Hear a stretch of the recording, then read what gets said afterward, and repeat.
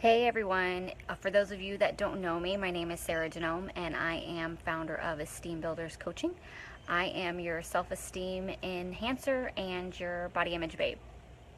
So today I wanted to kind of touch base and talk about marriage and shame within marriage. So this past month I got to go to 2 weddings and have an absolute blast. And at those weddings, you know how they do the traditional dance where if you've been married 5 years, then you have to leave the dance floor. If you've been married 10 years, then you leave the dance floor. And then who's ever left at the end, they've been married the longest and they, get an applause and everything like that.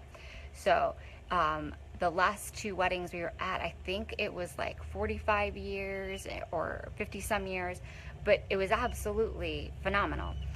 And it got me thinking, because the DJ, of course, then asked, well, what is the key to a happy marriage and a successful marriage that long? And they always say something like communication or understanding.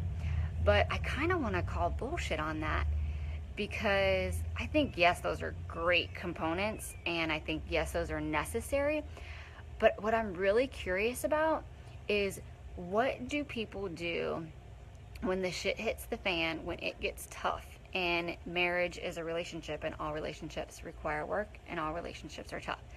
And so the relationship that you choose to be in every single day for 45 plus years, that relationship is going to be the toughest. That's just how it rolls. And so what I want to know, what do these couples do, or what did they do when it got real and when it got hard and when you wanted to run the other direction?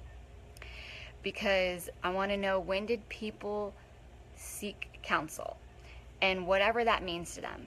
If that means, when did they go to a marriage counselor? When did they seek counsel from their pastor or at church? When did they seek counsel through a relationship building retreat? When did they seek counsel through self-help books and relationship building books? But what did they do, and when did they reach out for help? Because I feel like there is this shame culture attached to asking for guidance or asking for counsel or professional help or expert opinions. And so nobody ever talks about that. Nobody ever says, oh, yes, we've been married for 45 years and we've gone to therapy on 4 different occasions in order to get here. You never hear anybody say that. And that's because there's this stigma attached to it. Well, I want to eradicate any shame and any stigma attached to reaching out for help and for personal growth and improvement. There is no shame in that. There is only pride and courage and strength in that.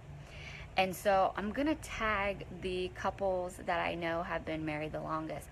And I hope that they will tell me what it is that they did when it got hard.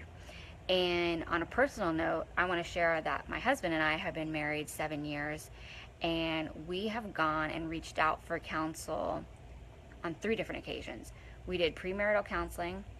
We did counseling after we had our first child, because boy, that transition is a doozy. And then we did counseling in 2015. And let me tell you, every single time, there has been no shame in that. There has been such admiration and pride that we share with each other.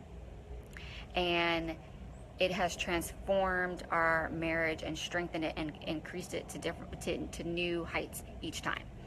And so I don't want to perpetuate the cycle of not sharing that.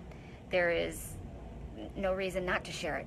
It's what keeps us stronger and keeps us strengthening our love and strengthening our connection and making us better people and helping us.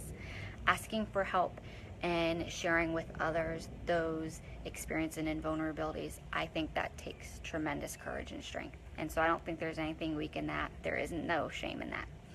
And so I'd love to hear from the other couples out there of, what did you guys do when stuff got hard?